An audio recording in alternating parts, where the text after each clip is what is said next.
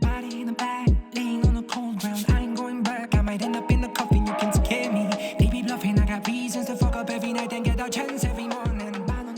This episode contains raw and honest discussion about addiction and anxiety. It may trigger for some. If you or someone you know is in need of treatment or recovery support, there are places you can go to help. See this description below for resources.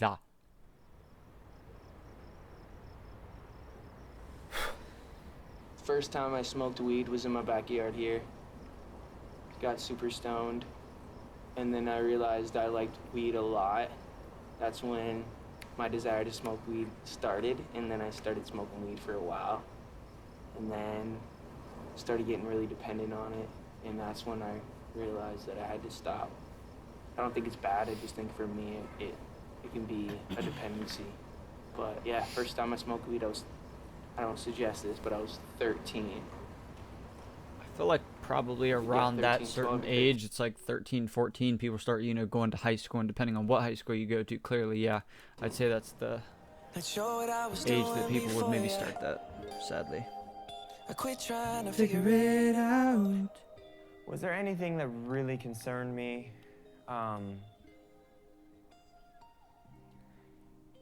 Yeah, I think maybe the lean when he was drinking that. Can I say that?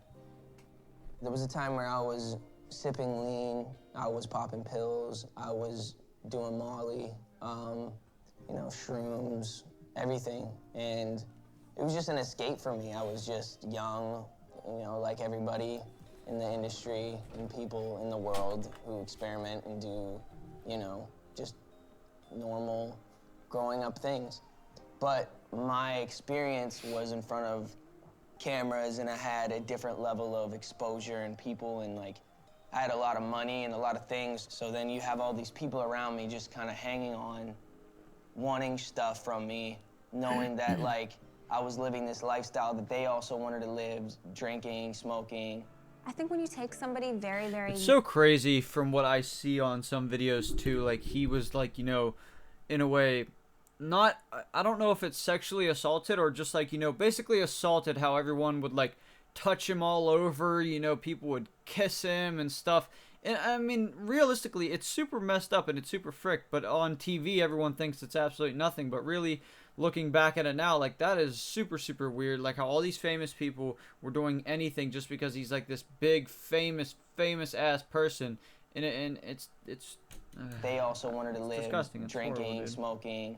I think when you take somebody That's very, why I said, very... there's a ton of things that I can relate. I'm sorry that I keep pausing on the same part, but there's a ton of things that I feel like I can relate with him, and that's why I think he's, my most favorite related to sort of artist, just because, sure, I'm not famous, and I've said this multiple times, but I feel like I've gone through some things, he clearly has, and I feel like I've done, a lot of the same things that he's done, and just, I'll have to grow up and learn from those mistakes, and yeah. Young, and they start to get horrible, crazy, crippling anxiety, and it goes PTSD. Undiagnosed, and you don't know what it is that you're feeling. You start to self-medicate because it makes you feel better.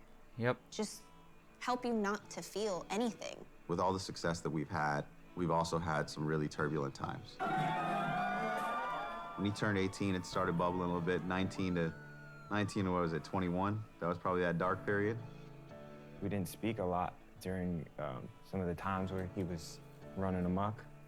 And I'm still 21, so maybe that means, and I'm not saying that, it's going to be the exact same, but it's I'm about to turn 22. Maybe, things will finally start changing from that point on. I don't know. We'll see. There were a few times where I saw him, and it just kind of hurt my heart, seeing him the way he was, So I think I just kind of put a little distance with that for my own sake. It would just go without saying that my position on maybe the path he was going down, but at the same time, just letting him live his life and learn, and I don't know, just do his thing. I know that Justin knows a good person from I don't even know if anyone was a bad person. It was just kids mostly, but knows good from bad and knows right from wrong, and he's making some wrong decisions, but I never really believed that that person that the whole world hated so much was who he is. Last week, the singer was arrested in Miami for allegedly drag racing, driving under the influence, and resisting arrest, all misdemeanors. Bieber's attorneys pleaded not guilty on Wednesday. I started valuing the wrong things in this business because there was things dangling in front of me. If I get this, I'll be happy. If I do this, I'll be happy. He's gone through a lot in a very short life. You don't always agree with someone's decisions in that moment. They're young people making very big decisions that affect a lot of people. And sometimes in those scenarios, you're gonna make the right decision. Sometimes you're gonna make wrong. And these are things that I think a lot of people with secure households learn at a young age.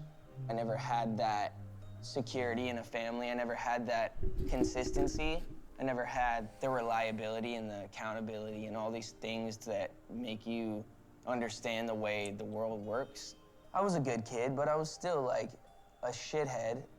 I was bad in school.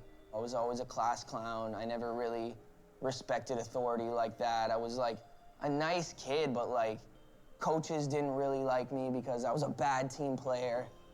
You know, looking back, you know, those things kind of shape why you feel the way you feel about yourself. Like I would feel like I'm a bad person.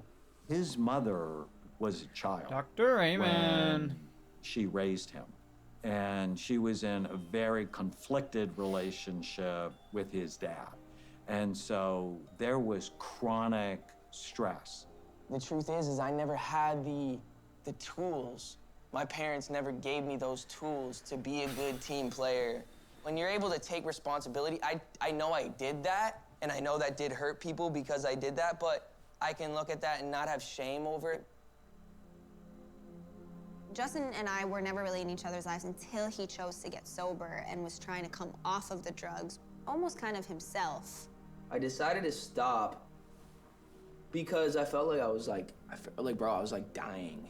My security and stuff were coming into the room at night to check my pulse. Like, people don't know how serious it got. Like, it was legit crazy scary. I was waking up in the morning and the first thing I was doing is popping pills and smoking a blunt and starting my day. You know, so it just got scary. I basically said to myself, I'm like, God, if you're real, you get me through this season of stopping these pills and stuff, and if you do, I'll do the rest of the work. And then I did that, and then I was good from there, but I never did the actual work. I got off the pills, but I never went to the root of everything. So then I just like kind of circled back around, which most people do. So I first met Justin in September 2014. He was a wreck. He had recently stopped using drugs. He was anxious, overwhelmed, not sleeping. You gotta check everything. You can't just go for a couple months and be like, oh, I feel kind of better, so you don't feel all the way better yet, so you gotta keep up with it. Yeah, it's even, 2 months almost. They gave you medication? Feeling better. Antidepressant is helping me get out of that.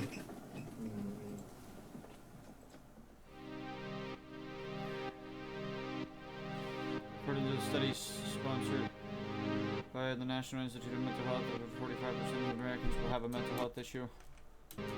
On average, children under the age of 18 go over 10 years from the time they have their first symptom until they are diagnosed. Mental health issues can include anxiety, depression, ADHD, bipolar disorder, BDSD, Mental and health addictions, is so and important many to more. get on top. Among others, sorry. If you have ADHD, if you have something that I have every single one of those except bipolar, I think. you don't want to take medicine, I strongly believe in it. It's not the only answer, but it can really help you. So that's my advice to you. Anyways, this is a chamber. So what it does is it I don't think I've watched this episode since last year at some point, but man, this is really, really hard to watch just for my own sake, and then just, I mean, for anybody's sake, you know, watching what he went through and stuff like that. fills up with oxygen, and I've been struggling with a lot of anxiety, and what it does is it actually, you get more oxygen to your brain, and so it decreases your stress levels. I think they're pretty cool. It helps bring more oxygen to your brain, to your organs. We have one in our house. As you can see in the doc, there was one in the studio. People are gonna think he's a crazy person. People are gonna be like, what is this contraption machine? That's some like rich people shit, I don't know.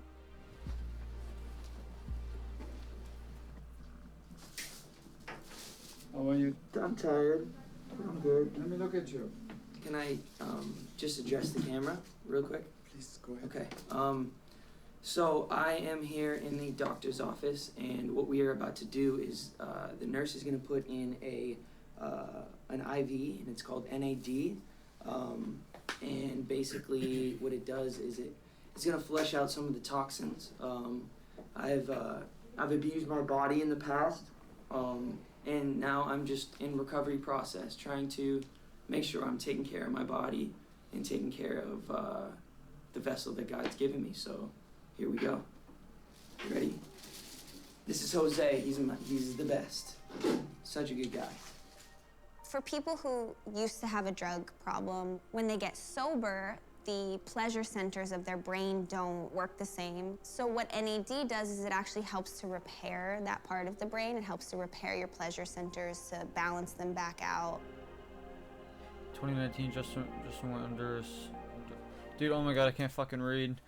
Justin underwent a series of medical tests in an attempt to finally fully restore his health. So I've been struggling with my energy for quite some time now, and I just haven't known why.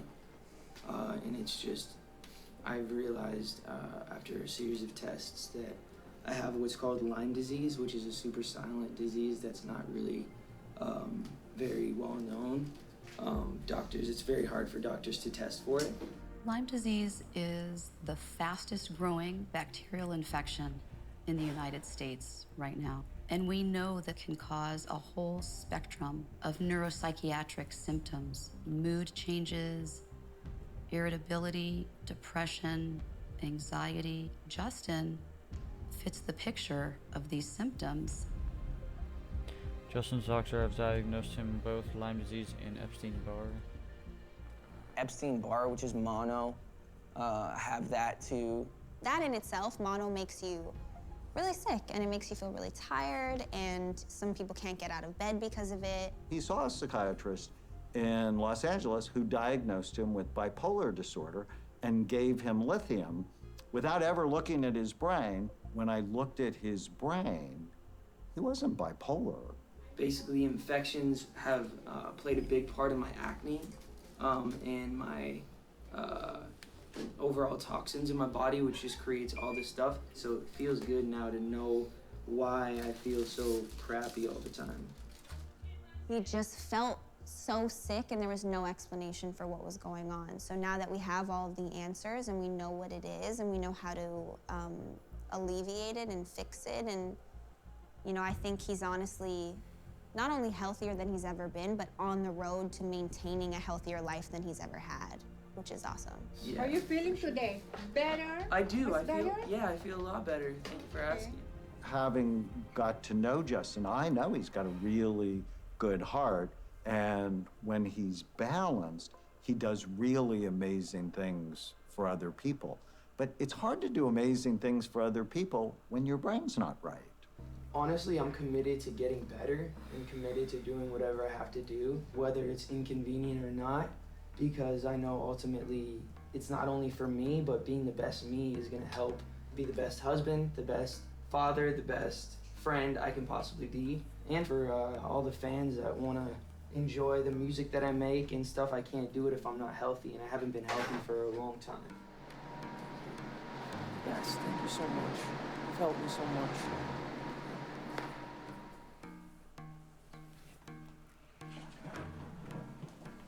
Hey. Hey. Hey! See how that revitalizes you? Yep. Hey, let's go! Hey! There's so many people that have gifts and an opportunity to make a change, and they end up either losing it or, using their gifts for selfish reasons. And I see so many talented people just almost like it feels like they're wasting something so precious. It's up to us as individuals to use the gifts that we've been given, whatever it may be, to contribute. In the song Changes, it actually talks about how some days we want to push further, And some days we feel like doing nothing. And that often comes with our mood and our attitude towards life, you know. And sometimes when life throws you things that you can't control, you know, naturally your attitude is to be upset or to be disappointed or discouraged. But, you know, when you fight through those feelings that are just feelings at the end of the day, and we choose to put your effort into your work or into your, you know, into your passion or into, you know, you find that drive. But just being here and forcing myself to get out of bed. You know, it might not seem that hard to some people to just get out of bed in the morning, but it's been really hard for me to just get out of my bed. And I know a lot of people feel that same way. So I just also want to say that you're not alone in that. You know, there's people that are going through it with you. Life is worth living. And if you're not going to give up, then the only thing to do is to push forward. That's it. Sometimes I'll go to sleep. No two journeys are identical. Everyone deserves to be supported when they're struggling. Text share to this number, call this number, help, or visit It feels good to share, man, to be honest. It feels good. Like, have you ever talked about it, like, publicly? I haven't, no. I haven't talked about any of this. Like, not like this, because I don't think I was ready. I don't think I was mature enough to even take responsibility and, like, really mean it, you know? I'll be going through changes.